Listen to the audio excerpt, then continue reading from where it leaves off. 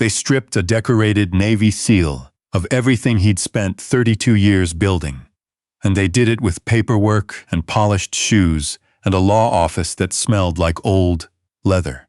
What they never counted on was his dog, a 10-year-old German shepherd who refused to leave one particular stone at the base of the cabin wall, no matter how cold the nights got. Type 1 in the comments if you believe a man has the right to stand on ground he helped build, or type 0 if you think he should have walked away quietly. And tell us where you're watching from. The morning of Carol Shaw's funeral, the mountains above Waynesboro were the color of ash. October in the Shenandoah Valley could go either way, brilliant or bleak, and that particular Friday had chosen bleak. Clouds pressed flat against the ridgeline, and the air carried the smell of wood smoke and early frost. Everett Shaw stood near the back of the cemetery in a dark suit he hadn't worn in 4 years. He was 57, broad through the shoulders, with the kind of stillness that comes from spending decades learning exactly when not to move. His hair had gone completely gray at the temples. His jaw was set. His eyes stayed on the casket. Ghost stood pressed against his left leg.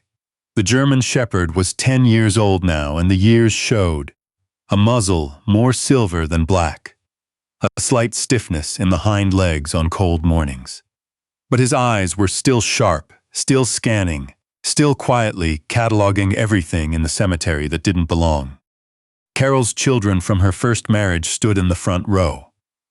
Derek Hatch, 43, broad-shouldered in a charcoal overcoat, had positioned himself beside the casket as though he'd been assigned there. His sister Sandra, 40, stood on the other side, dabbing at her eyes with a folded tissue at measured intervals. Between them and Everett, a distance that felt much wider than the 40 feet it actually was. The pastor spoke about devotion, about a woman who had built a life in this valley and loved it fiercely. Everett listened and felt the words land at a remove, like rain against the other side of glass. 32 years. He had met Carol at a dinner at a mutual friend's house in 1993, 3 weeks after he'd rotated back stateside from a deployment he wasn't cleared to discuss. She had been widowed 2 years earlier, raising Derek and Sandra alone on a horse property outside Waynesboro, still running the place herself, still making it work. She was the most capable person he had ever sat across a dinner table from. He proposed 7 months later. She said yes before he finished the sentence. Ghost shifted his weight, pressing slightly harder into Everett's leg. The dog could read him the way a good spotter reads terrain, always a step ahead of whatever was coming. At the graveside, 2 honor guard Marines in dress blues stepped forward and lifted the flag from the casket. Their movements were precise and deliberate, the kind of choreographed grief Everett had participated in too many times from the other side of it. He told himself he was ready. He had been to enough of these to know the sequence. The first rifle shot cracked across the open valley. Everett's breath stopped. He wasn't in Waynesboro anymore. He was in the narrow alley behind a compound in Ramadi, air thick with cordite and plastered dust. Someone's voice breaking apart on the radio. Heat pressing through his sleeves from all directions at once. His hands curled at his sides. The cold mountain air dissolved. The second shot rang out. Ghost moved before Everett had consciously registered anything. The dog stepped directly in front of him and turned sideways, pressing his full flank against Everett's thigh with enough solid force to feel unambiguous and real. A low sound came from Ghost's chest.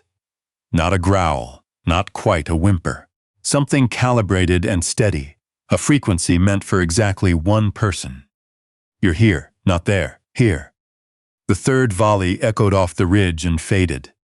Everett fixed his eyes on Ghost's collar, the worn nylon, the metal clasp, the weight of the dog against his leg. He found his breath and followed it back to the present. The honor guard folded the flag with careful, exact movements, each crease deliberate. When the triangle was complete, the senior Marine turned and carried it to Derek. Derek accepted it with a small nod, chin lowered, expression composed. He did not look toward Everett.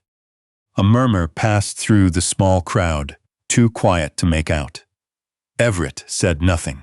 He had learned a long time ago that dignity was a choice, and it was one he intended to make every single time. After the graveside service, people drifted toward the parking area. Neighbors Everett recognized ranch hands who had worked the property over the years, 2 women from Carol's garden club. Each of them offered some version of the same words. He nodded and accepted each one. Derek moved through the crowd with the ease of a man who had already mentally rearranged the furniture in a house he'd just inherited. Sandra leaned in to speak to him twice, and both times Derek's expression settled into something that looked like confirmation. They did not come to speak to Everett. He did not go to them. When almost everyone had gone, he walked to the edge of the grave alone and stood with Ghost sitting at his boot. The turned earth smelled dark and mineral and final. "You made me promise not to disappear into the mountains," he said quietly. "I haven't quite figured out how to keep that one yet." Ghost's tail swept once across the dry grass. 3 days later, Everett sat across from an attorney named Lawrence Corbin in a law office in Staunton. Late 60s, silver hair, the careful tone of a man who had delivered difficult news often enough to have developed a method for it. Derek and Sandra were already seated when Everett arrived. Ghost lay beneath the table at his feet. Lawrence began with the primary estate. The Waynesboro property, the farmhouse, all 42 acres, the horses, the equipment, would transfer to Derek and Sandra in equal shares per the terms of the will as filed. The furnishings, the vehicles, the accounts held jointly under Carol's name. Everett kept his hands flat on the table. For Everett Shaw, Lawrence continued, there was a parcel of land recorded separately under Carol's name. Approximately 6 acres in Augusta County, on the eastern slope of the Blue Ridge. There was a structure on the property, a farmhouse built in the 1940s, last occupied roughly 12 years prior. 6 acres. Everett looked at the attorney. "That's all?" Lawrence paused.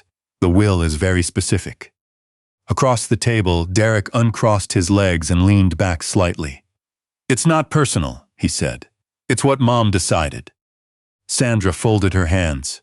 "You were always welcome here, Everett, but the land belongs to blood." 32 years. He had installed the water line to that barn himself in February, in standing mud up to his shins. He had driven Carol to cancer treatments in Charlottesville every other Thursday for 11 months. He had sat beside her in the hospital room on the last night and held her hand and told her it was all right to let go, which was the hardest true thing he had ever said to another person. Blood. Ghost shifted beneath the table, not aggressive, just present. Lawrence slid a manila envelope across the polished surface. "The deed is enclosed. You'll need to vacate the primary residence within 30 days. Derek stood, smoothed the front of his jacket, and said something about appraisers coming by the end of the week. Sandra offered a careful smile that didn't reach her eyes. Then they were gone. Everett sat a moment longer in the quiet office, staring at the envelope. In the truck, the tightness had already started in his chest. That old familiar pressure, the walls of the world moving inward. He recognized it the way you recognize bad weather before you can see it. Ghost climbed halfway across the console and pressed both front paws onto Everett's thigh. His nose found Everett's shoulder and rested there, heavy, warm, undeniable. In 4, Everett told himself, out 4. The parking lot around him came back into focus, a red pickup, an ordinary gray sky. He was here, just here. He started the engine and drove. The next 28 days, he sorted a life into boxes. He moved methodically, not quickly and not slowly. Carol's seed catalogs, her hand-painted pottery, the small framed photograph from their first trip to the coast together, the two of them squinting into the sun on a dock in Beaufort. He kept everything that had been theirs. He left everything that belonged only to the house. On the 14th day, a real estate agent walked the property with Sandra and talked about market comps and septic systems. Everett watched from the barn with Ghost beside him and said nothing. On the 20th night, he woke at 2 in the morning with his heart slamming against his ribs and the sheets cold with sweat. Not a dream exactly. More like a room he could find himself standing in without warning. No door he could locate. The weight in his chest built fast. Ghost was already there. The dog had moved before Everett was fully conscious, climbing up and across him until the dog's weight was settled across his chest and torso. 63 pounds of warm, breathing animal, steady and deliberate. Ghost rested his muzzle against the side of Everett's face. Everett put his hand on Ghost's back. They stayed like that until the room became a room again. On the 29th day, he loaded the last box, left the house key on the kitchen counter, and walked out without looking back. The road to the 6-acre parcel climbed east of Waynesboro, along a county route that turned to gravel, then to 2 ruts through tall grass. Everett drove slowly. November had stripped the last color from the hillsides. The land rolled up around him, gray and patient. He found the property by the old mailbox post. The box itself gone, but the post still standing, leaning slightly east like a person who'd been listening to something on that side for a long time. The farmhouse sat in a clearing edged by old oaks, small, wood-sided, the paint long since peeled to bare gray boards, a cracked window on the south side, a porch that sagged at the left end where a post had settled. The tin roof had rusted orange in long streaks but appeared intact. Ghost jumped down from the truck and walked the clearing in his slow, careful circles, nose low, then high, reading everything the air had to say. His tail stayed neutral, alert, not alarmed. Everett pushed the front door open with his shoulder. Damp wood, old, insulation, and something faintly metallic. Afternoon light fell through the cracked window in a narrow bar across the plank floor. A cast-iron wood stove stood in the corner, orange with rust on the lid but solid at the base. A wooden table, 2 mismatched chairs, a sleeping loft above a narrow ladder. He stood in the center of the room and turned once. He told himself it was temporary. He told himself he had survived worse places. Neither statement was entirely a lie. That first night he built a fire in the stove and lay on his sleeping bag on the floor because the ladder looked unreliable in the dark. Ghost took his position at the door, facing outward. In the night, Everett heard something moving through the tree line. Not close, not threatening, just purposeful. Ghost's ears tracked it without lifting his head. The fire settled into embers and the room went quiet. He woke before dawn to frost edging the inside of the window glass. Ghost was not at the door. Everett sat up. The dog stood at the far end of the room, near the stone foundation that ran under the east wall. Rough field stone, mortared but irregular. Ghost's nose was pressed to the base of the largest stone, working in slow, deliberate pulls. "Hey," Everett said. Ghost glanced back at him once, then returned to the stone. Everett got up and walked over. He crouched and ran his fingers along the mortar joint. Old and dry, crumbling at the surface but set firm underneath. The stone itself was larger than its neighbors, maybe 18 inches wide, set flush at the base. He pressed his palm flat against it. It felt different from the stones beside it, cooler. The sound when he tapped it with one knuckle was not quite right. "We'll look at it in daylight," he said. Ghost did not move. 3 days passed. Everett repaired what he could, found the creek 40 yards below the cabin and judged it clean enough after filtering, walked every foot of the 6 acres and took note of what the land held. Mixed hardwood on the north slope, a wild apple stand near the east fence, blackberry thickets along the creek bank. He was mapping the terrain the way he always mapped terrain, because it was the only way he knew to begin belonging to a place. Every morning, and sometimes in the night, Ghost returned to that stone. Not frantic, not compulsive. Patient in the way only a working dog can be patient. The kind of attention that says, quietly and without apology, "I am not wrong. I am simply waiting for you to understand." On the fourth night, the temperature dropped hard.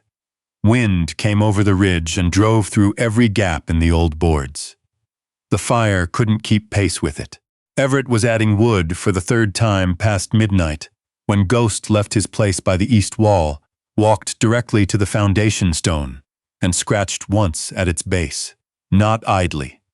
One deliberate strike with one front paw. Everett looked at him across the dark room. Ghost held his gaze. Everett got up and found the short pry bar in his tool bag. A 16-inch bar he'd carried since a training rotation overseas. Because there was always something that needed opening and never the right tool at hand, he crouched at the base of the east wall and worked the flat end into the mortar joint at the lower edge of the large stone. He applied steady pressure. The mortar gave, not all at once, but in a slow, chalky release. He repositioned and pulled. The stone came out with a low scraping groan and dropped to the floor. Behind it was a cavity cut deliberately into the foundation, wide enough to reach an arm into, maybe 18 inches deep. Ghost pressed forward and breathed into the opening. Everett reached in carefully. His hand found something cold and rectangular. He drew it forward slowly. A military surplus waterproof container, olive drab, the lid sealed with a rubber gekaket and clamped shut. Oilcloth still intact around it. No rust on the seal. He sat back on his heels and looked at it. Ghost sat beside him without making a sound. Everett's hands were not entirely steady when he worked the clamps open. The lid released with a soft, pressurized hiss. Inside, wrapped in heavy wax paper, was a set of documents and a single white envelope. His name on the outside, Carol's handwriting. He unfolded the documents first. A property deed, his name at the top. Filed 2009 in Augusta County, recorded with the clerk of court. 41 acres adjoining the current 6-acre parcel, including artesian mineral spring rights and riparian access to a tributary of the South River, assessed separately from the marital estate, held under a single-member LLC established solely in Everett's name. He read the whole page, then read it again. 41 acres. The creek below the cabin was not just a creek. The survey notes described an artesian mineral spring. The same classification as the commercial springs 20 miles north that drew people from 3 states with empty jugs. The mineral rights were filed independently. The LLC had been established and funded with a trust account that had been quietly accumulating for 15 years without a single disbursement. He sat on the cold floor and did not move for a long time. Then he opened the envelope. "My Everett, if Ghost found this before you did, I owe him a formal apology for underestimating how long it would take. He always was smarter than both of us, and considerably more patient. I need to tell you something I couldn't say out loud while I was still here, because saying it out loud would have started a fight I didn't have the strength to finish. Derek and Sandra are not entirely bad people, but they are afraid people, and afraid people do calculating things. 3 years ago, Derek hired someone to look into your medical records. He was looking for the PTSD diagnosis from your service. He found it. He told Sandra he believed they could use it, that if I passed first, they could petition a court to question your competency and tie up any estate arrangement that protected you. He thought they could exhaust you with the process even if they didn't win on the merits. He told me none of this. I found out from someone who works at the firm he used. I didn't confront him. I positioned instead. You said something to me once that I've thought about for years. You said the smartest move in any engagement is the one the other side doesn't see coming until they're already past the point where they can respond. I paid attention to that. I spent 2 years moving quietly, the primary estate, The house, the acreage, the livestock, I left to them in the will. That was the visible asset, and I let them believe it was everything. The land they never knew existed, the spring, the LLC, the trust account, all of it has been in your name since 2009. Legally separate from our marital estate, untouchable by any inheritance challenge. Their own attorney will confirm this to them the moment he looks at the filing dates. There is nothing to contest. The spring water has been tested every 2 years. The mineral content is significant. I had it surveyed in 2021. The full report is in this box. I didn't tell you because I wanted you to find it when you needed it most, not before. I am sorry for the days between the funeral and this moment. I know what those days cost you. I would spare you every one of them if I could. Build something there, Everett. Something quiet and useful and yours. The men you've been looking out for all these years. The ones you drive to appointments and never mention to me. The ones you check in on at odd hours. They deserve a place that asks nothing from them except the chance to breathe and come back to themselves. You know how to build that. You've been building it quietly your whole life. I love you. I always will. Take care of Ghost. He has been taking care of you for a long time now, and he has earned every comfort you can give him. Carol. Everett set the letter down on his knee.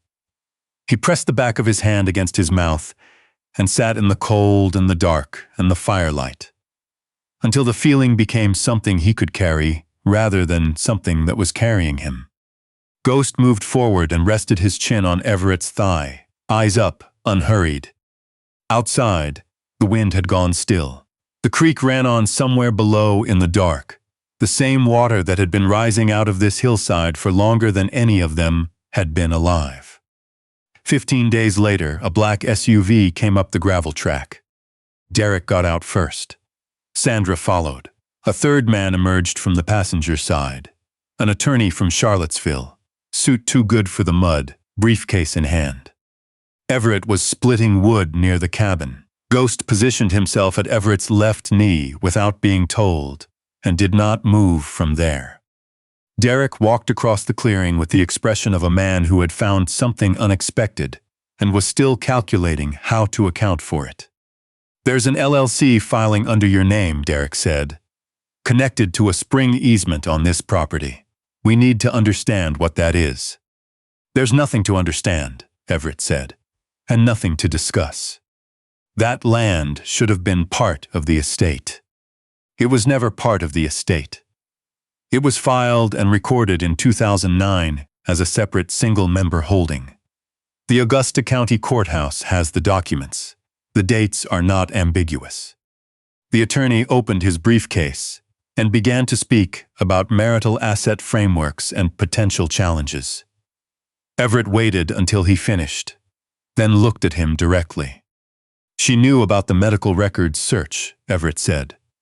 She knew what you were building toward before you finished building it. He turned to Derek. She was a lot of things, Carol was. Surprised was never one of them. Sandra's face changed in a way she couldn't quite control. Guilt and recalculation moving through it in quick sequence. Derek's jaw tightened. We could still. You could try, Everett said. Your attorney will tell you the same thing I just told you, and it will cost you more to hear it from him. He held Derek's gaze without blinking. Or you could save yourself the trouble and go home. Ghost had not growled, had not shifted, had simply stood there at Everett's knee, which was its own complete sentence. The attorney said something quiet to Derek. Derek's shoulders dropped a fraction at a time. Sandra looked away toward the tree line. They left without another word. Everett stood in the clearing and listened to the sound of the SUV's engine fade down through the pines.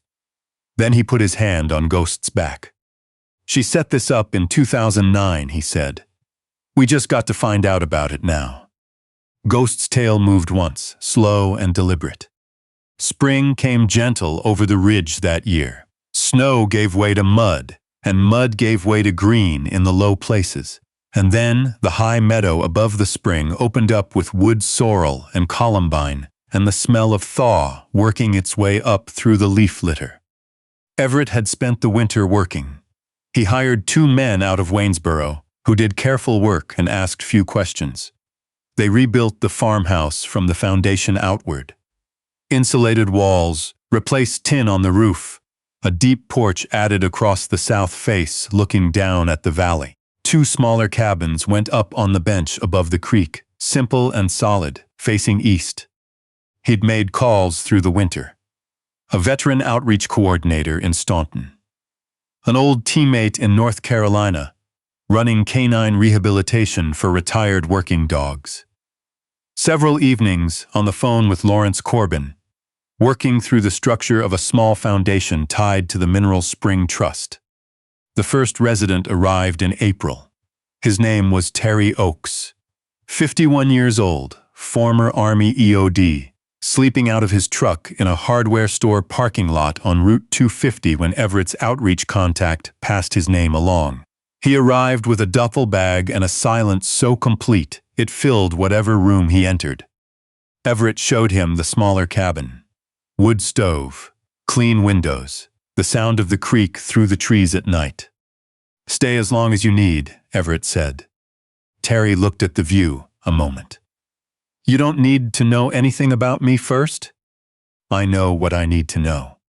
That summer, 3 more veterans came through. 2 stayed. 1 left after a week and returned 6 weeks later, which Everett counted as exactly the kind of outcome this place was built for. A retired bomb detection Labrador named Cooper arrived from the North Carolina program, gray-muzzled and slow-moving, and deeply certain of his own worth. Ghost conducted what could only be described as a deliberate orientation. Walking the property perimeter with Cooper at his side, pausing at specific points, waiting each time for the younger dog to attend fully to the location before moving on. The men watched and said nothing, because there was nothing adequate to say. By fall, a bottling agreement negotiated through the LLC was generating enough from the spring to fund the foundation's operating costs through the following year without touching the trust principal. The legal challenge from Derek never materialized. Everett heard through Lawrence that the Waynesboro property had been sold under financial strain. A mortgage structure Carroll had arranged in the estate that limited their access to liquid funds more severely than they had understood until they tried to move money.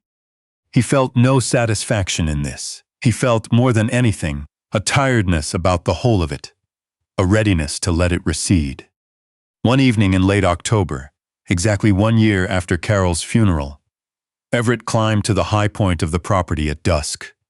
The valley below had gone amber and then violet as the light dropped, and the blue ridge across it stood in long blue shadow against a sky the color of still cooling embers. Ghost climbed with him, slower than he used to be, and stood at his side. Below, a light burned in each of the 2 cabins. Terry sat on the lower porch with Cooper beside him, both of them watching the last light go out of the day. Smoke rose straight up from the main cabin's stovepipe, perfectly vertical in the still air. Everett had not built this as an answer to Derek and Sandra. He'd built it because Carroll had told him to, and because somewhere deep and wordless in him, he understood that building something for other people was the only reliable cure for the kind of grief that takes away your sense of your own edges. He raised his hand and held it there. Not a salute to a ranking officer, not a farewell, a recognition to the woman who had set him here years before he knew he'd need it, to the dog who had known from the first cold night exactly where to stand and what to find. Ghost pressed his shoulder into Everett's leg. "She came up here in 2007, Everett said, "before any of this. Just the 2 of us, driving around on a Sunday afternoon. She got out and stood right about here and looked at the valley for a long time." He paused. "She said she liked the way you could see everything that mattered from up here, and let the rest of it go." Ghost exhaled slowly into the cool air. "I think I'm starting to understand what she meant." The smoke from the main cabin climbed straight and steady into the darkening sky. Below it, the spring ran cold and clear out of the earth, the way it had been doing long before any of them arrived and would go on doing long after they were gone. Everett turned and walked back down toward the light. Ghost walked beside him, matching his pace exactly through the last of the October dark. If you believe in the kind of loyalty that doesn't ask for anything in return, from a partner, from a dog who simply refuses to leave the right spot, drop the word "stand" in the comments. And if you've ever had to start over when the world was already certain you were finished, type 1 so we know you're still here. Subscribe to Loyal Canine Stories for more stories about the ones who stay.